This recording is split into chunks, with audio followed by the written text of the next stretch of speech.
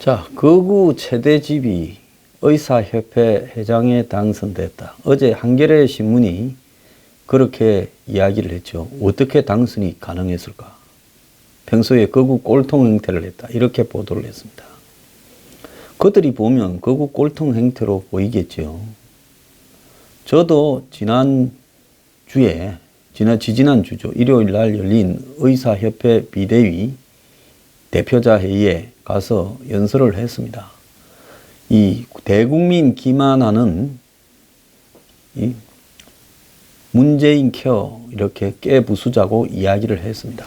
자, 그런데 최대집 원장이 6,000표가 넘는 표로서 30% 가까이 득표를 하면서 거의 2와 2,000표의 차이가 났어요. 2가 4,000표 정도 득표했어요. 이 6명이 나왔는데 현 회장인 주무진 씨만 정부와 적당히 합의하자는 거였고 5명은 강경투쟁을 하자는 쪽이었습니다. 그런데 현 회장은 꼴찌 34살인가 이렇게 먹은 젊은 분보다 39표 정도 앞서서 거의 꼴찌에 가까운 2,000표대의 득표를 했습니다. 최대집 원장이 그 중에서도 압도적인 1위를 차지한 부분에 대해서 지금 언론이나 의료계, 특히 한겨레 신문 같은 좌파 매체에서는 매우 이례적이다라고 이야기를 하고 있습니다. 거구 꼴통이 의협 회장이 된 이유는 해가지고 기사들이 계속 나오고 있어요. 평소 최 회장이 어떤 정치 투쟁을 해왔다. 의료 문제보다 정치 투쟁에 매몰되어 온 사람이고 그 정치 투쟁도 거구인데 어떻게 되었을까?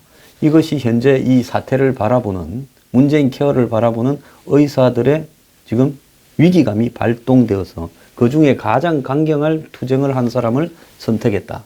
그래서 이 미국의 트럼프가 한마디로 보수에서 우파에서도 소외된 꼴통이었지만은 대통령이 되듯이 의료계의 트럼프처럼 최대집이 됐다. 이런 이야기도 하고 있습니다. 그런데 이 문제에서 가장 중요한 거는요. 지금 문재인 케어는 비급여를 급여로 해서 국민들의 부담을 낮춰주겠다 하지만은 이것은 엄청난 의료 수요와 또 의료 이 폭증을 가져와서 의료 과잉으로 가서 결국은 지금 이 시스템, 현재의 한국의 의료보험 시스템들이 붕괴될 수밖에 없고 그리고 수많은 의료 수요 증가를 가져와서 대학병원이나 대형 병원들 같은 데만 사람이 몰리면서 여기는 이제 예약하려면 몇 달씩을 기다려야 되는 영국이나 호주, 캐나다 같은 공공의료 서비스를 제공하는 나라처럼 되어가고 부자들은 여기서 빠져나와서 결국은 사적 의료시장으로 돈을 더 주고 갈 수밖에 없는 한마디로 의료시장의 민영화를 가져오기 위한 방법으로 갈 수밖에 없다는 겁니다. 노무현 정권에서 의료 민영화를 시작할 때 사실 이런 계획을 가졌어요. 그래서 가장 중요한 것은 어떻게 가장 한국의 불호조화적인 또 가장 온건한 이런 의사 집단에서 가장 강경한 사람을 뽑아서 대정부 투쟁을 하도록 만들었냐. 문재인 정권이 던진 엄청난 이런 이 포퓰리즘들이 최저임금 만원, 무슨 근로시간 주 52시간, 정규직화부터 시작을 해서 엄청나게 던졌죠. 이 중에서 유일하게 지금 탁 시작하기도 전에 저지가 걸린 게 문재인 케어예요. 근데 이 저지에 나선 사람이 누구냐? 의사들이라는 겁니다. 의사들이 가장 비정치적이고 기회주의적이고 또 자기가 가진 걸 지키려고 하는 속성이 강한데 문재인 정권과의 직접적인 대결에서 의사들이 앞장을 서버리는 형태가 나타났다라는 점을 저는 우리가 굉장히 주목해야 된다는 겁니다. 자, 그런 측면에서 지난 3월 18일 오후 2시에 광화문에서 열린 의사 대표자 대회에서 이렇게 연사로 좀 강연을 해달라 해서 초청을 받고 갔습니다. 그 동영상을 이렇게 넣으려 하는데요. 아직도 의사협회에서 제 동영상을 주지 않아서 선거에 영향을 미칠까 그랬는지 동영상을 달라 해도 안 줍니다. 그래서 제가 지금 그날 했던 이야기를 여기서 좀 읽어보겠습니다. 전국 의사 대표자 대회에 참석하신 여러분 안녕하십니까? 저는 미래경영연구소 소장 황장수입니다. 저는 유튜브 채널에서 황장수 뉴스 브리핑을 운영하며 김성진 원장과 함께 국민들에게 문재인 케어의 허구성과 위험성을 알리기 위해 노력해오고 있습니다. 저는 개인적으로 과거 YS 정권 때부터 한국 공공의료보험체계의 통폐합과 일원화, 건강보험공단의 설립과 심사평가, 자영자 소득 파악 등에 있어 그 근간을 만드는 일에 제야투쟁과 정부위원회 활동 등을 통해 일해왔기에 의료계 외부인으로서 의료계의 현 상황과 처지를 누구보다 잘 알고 있습니다.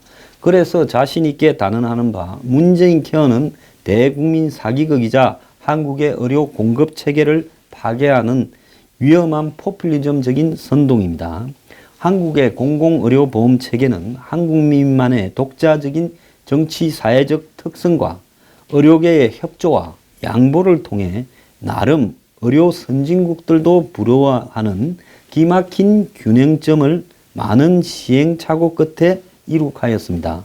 이 과정에서 병원을 운영하시는 의사 여러분들의 희생과 양보도 있었고 국민 대다수의 공공의료 체계에 대한 신뢰와 협조도 있었습니다. 이렇게 어렵게 완성한 공공성이 강한 의료 수급 체계를 노무현 정권 때부터 특정 재벌과 자본의 요구에 편승하여 의료 민영화라는 명목으로 해체하려고 하는 끊임없는 시도가 계속되었습니다. 영리병원, 원격진료, 공공의료보험체계의 사보험화 도입 등이 끊임없이 시도되었고 이는 MB, 박근혜 정권에 이르기까지 지속되었습니다. 저는 개인적으로 김성진 원장과 같이 진행하는 프로그램이나 TV 토론에서 의료 민영화나 국민의사 간의 합의를 깨고 기존 의료 수급 체계를 뒤흔드는 역대 정권의 부당성을 끊임없이 제기해 왔습니다. 그런데 문재인 정권은 이제 수십 년 사회적 합의를 통해 간신히 이룩한 세계가 부러워하는 자랑스러운 의료 수급 체계를 문재인 케어라는 포퓰리즘 정책으로 그 근간을 파괴하려고 하고 있습니다. 제가 이 행사에 나온 것은 의사 여러분들의 이익을 위해서도 아니고 단순한 정권 반대 투쟁을 위해서도 아닙니다. 국민을 마치 조삼모사에 넣은 원숭이처럼 여기는 문 정권은 국민들에게 완전한 건강보험급여 체계를 만들어 주겠다라는 거짓말로 현혹시켜 사실상 공공적인 이 나라의 의료수급 체계가 가진 장점을 완전히 파괴하려고 하고 있습니다. 그들은 마치 재정이 화수분처럼 있는 양 지금의 건강보험료 수준으로 전면급여 제공이 가능한 것처럼 속이고 있습니다. 이미 건보공단조차도 문재인 케어로 인한 지출 증가로 지난 2011년 이후 매년 엄청난 흑자를 쌓아온 건보 재정이 2018년에는 1조 2천억 적자가 생길 것이라고 인정하고 있습니다. 그런데 문 정권은 자신의 정권 임기 내에 건보 재정이 간신히 흑자를 유지할 것이라는 추정하에 그 이후에는 집에 가면 그만이라는 태도로 국민을 속이고 있습니다. 그런데 그들이 말하지 않는 것이 있습니다. 그것은 이런 사이에 동네 병원들은 다 문을 닫고 의사들은 부도가 나서 실업자가 되고 대형 병원들만 환자들로 영국 권력의 병원들처럼 장사진을 쳐서 예약도 진료도 수술도 처방도 하늘의 별 따기처럼 어렵게 될 것이라는 것을 말하지 않습니다. 이것이 대국민 사기가 아니고 무엇입니까? 그들은 경제학 후생학의 기본도 모릅니다. 가격이 싸지면 의료 수요, 의료 과잉이 비례해서 늘어난다는 간단한 진리를 외면하고 있습니다. 얼마 전 복지부 조사에서도 지금의 외래 진료가 OECD 평균의 2배이고 입원 일수가 1.8배라는 한국의 의료 과잉 현상을 이렇게 지적한 바 있습니다. 이제 문재인 케어대로 건보 수가가 더 싸지면 너도 나도 의료 쇼핑을 하여 캐나다, 영국처럼 병원 예약이 몇 달간 지체되는 등 몇몇 대형 병원의 복도만 환자로 시장바둑 같은 장사진을 치게 될 것입니다. 문 정권에게 묻습니다. 궁극적으로 이 정권이 노리는 것은 문재인 케어로 기존의 보편적 의료 공급 체계를 파괴해서 상류 부자들은 재벌의 영리병원으로 가고 서민들만 공공병원에서 기다리다 못해 죽어가는 사회를 만드는 것이 숨겨진 목적 아닙니까? 저는 의사분들에게 호소합니다. 문재인 케어 반대 투쟁은 의료 수가를 올려받기 위한 의사들만의 이기적인 투쟁이 아니라 선량한 전 국민들의 건강을 지키기 위한 고결한 투쟁이라고 확신을 가져 주십시오. 그래야만 이 투쟁에서 의사들만으로 고립되지 않고 국민과 함께 싸워 문재인 케어를 좌절시킬 수 있습니다. 교활한 문 정권은 며칠 전 의사 월급 평균 1,304만 원, 중소병원 1,996만 원이라면서 자신들의 협조하는 대학병원 의사는 919만 원이라고 일반인 직장인 월급 281만 원에 4.6배라고 헛소리를 하고 있습니다. 그러면 병원 운영하다 망해 나간 수많은 개업의들의 한은 무엇입니까? 왜 이 시점에서 이런 거를 퍼뜨립니까? 이것이 교활한 문재인 케어의 민낯 아닙니까? 여러분, 문재인 케어 저지 투쟁은 정의냐 불의냐는 선택이지 이해타산의 문제가 아닙니다. 정의는 공동체를 유지하며 공공의 복리를 최대한 정진시키는 것이지 공동체를 분열 파괴하며 소수의 이익을 정진시키는 것이 아닙니다. 문재인 케어를 넘어 그 이면을 보아야 됩니다. 성실하지만 가난한 자의 진료 권리를 파괴하고 열심히 일하는 의사의 최소한의 보상과 인센티브를 무너뜨리며 사라진 동네 병원의 자리를 대형 병원과 재벌의 영리병원이 대처하는 것을 우리는 보게 될 것입니다. 분열과 거짓을 일삼는 거대한 악에 맞서 이 고결한 투쟁은 의사 여러분들이 반드시 국민들과 함께 가야 승리할 수 있습니다. 함께 힘을 모아 끝까지 싸워 승리합시다. 감사합니다. 이렇게 제가 그때 연설을 했습니다. 당장 지금 나오는 이야기는 최대집 회장 당선 이후에 그가 깜빵에 갈 각오로 투쟁을 하겠다라고 이야기를 하면서 비급여의 전면 급여화를 저지하고 할 수 있는 방법을 다 해서 싸우겠다라고 이야기를 하고 있습니다. 그래서 지금 이 최대집 회장의 지금 기적적인 당선은 문재인 케어에 억눌려 있던 의사들의 불만이 지금 최대집 원장에게 표로 향해서 폭발해버린 겁니다. 자, 이런 상황에서 이 재당선자는 의협의 모든 권한을 위임받아서 최대한의 이 대정부 투쟁을 할 거라고 보여집니다. 오늘 당장 이 의사협회의 비대위가 최대집 당선인에게 투쟁과 협상의 정권을 위임했습니다. 그건 당연하지요. 비대위에 투쟁위원장을 맡은 사람이 의협회장을 됐으니까.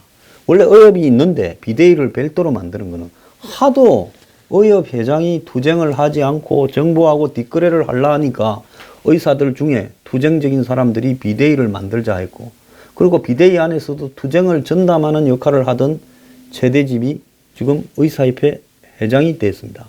그러니까 비대위가 이제 따로 할 필요가 없어진 거죠. 그래서 정권을 위임했습니다. 그래서 이 최대집 당선인과 의협 비대위는 이제 복지부의 최후 통첩을 하고 투쟁에 나서겠다고 이야기를 하고 있습니다. 제가 과거에 대한민국 의료 체계를 세우는데 수많은 일을 정부 산하 대통령 직속 총리기구 하에서 했어요. 그때 복지부의 속성을 너무 잘 압니다. 자, 문정권이 들어서서 언뜻 보면 제가 앞에서 이야기를 했지만은 국민들이 잘 모르기 때문에 진상을 좀 파악하라고 제가 읽어드린 겁니다. 당장은 싸지는 것 같지요. 싸지는 만큼 엄청난 적자가 이제 쌓이기 시작할 겁니다. 그러면서 이 비급여의 전면 급여가 되면 중간에 있는 동네 병원들이 그나마 약간의 비급여를 가지고 균형을 맞추면서 버텨와요. 한국은 절묘한 균형입니다. 미국에 있는 사람이나 영국에 있는 사람, 호주, 캐나다에 있는 사람이 저보고 한국의 의료보험 제도가 현재 제일 낫다는 거예요. 왜? 의사도 너무 많은 이익을 보지 못하게 만들고, 그 다음에 지금 의료보험 체계에서 국민이 내는 것이 그렇게 부담이 되어서 죽을 지경도 아니고, 미국에 지금 오바마 케어로 자영업자들이 한 달에 150만 원, 200만 원을 내는 사람도 있어요. 그게 무슨 보험입니까? 그러니까 내는 사람도 부담이 별로 안 되고, 그러면서 전체적인 수가가 뭐 별로 높은 편도 아니고 외국하고 비교하면 한국이 의료 비용이 굉장히 싸죠. 그리고 낭비적인 요소, 중간에 개입되어서 뜯어먹는 요소도 미국에는 그런 게 굉장히 많아요. 브로커들이 다 빠져 있고. 이러면서 사실상 준공영제처럼 이렇게 굴러왔고 거기에는 의사들이 입이 이만큼 나왔지만은 사실상 국민들로 봐서는 굉장히 해피한 시스템이에요. 이거를 갖다가 이제 비급여가 안 되던 남아있는 부분들을 거의 다 비급여화 해주겠다고 하게 되면 너도 나도 초음파, MRI 찍고 이제 이런 일이 벌어지기 시작하면서 어떻게 되겠어요? 비용이 팍팍팍 올라가고 병원만 가면 찍자고 하겠죠. 자, 그러면 우리가 가격이 싸지면요. 수요가 지금처럼 있는 게 아니라 싼 만큼 더 많이 사 먹지요. 바나나가 비쌀 때는 우리 어릴 때 한 개씩 사 먹었습니다. 근데 바나나가 싸니까 한 글로벌을 사 먹지 않습니까? 옛날에 우리 어릴 때 바나나를 갖다가 한 손을 사 먹는 걸 생각을 못 했지요. 마찬가지인 겁니다. 그러면 어떻게 되겠어요? 이제 보험료를 올리겠지요. 예? 그러면서 보험료가 세금 내듯이 세금보다 나중에 더 많아질 겁니다. 그런데 이제 중간에 있는 동네 병원들은 하나씩 문을 닫을 거예요. 그러면 다 이제 어디로 가요? 근부급여를 해준다면 기왕이면 큰 병원 가지요. 다.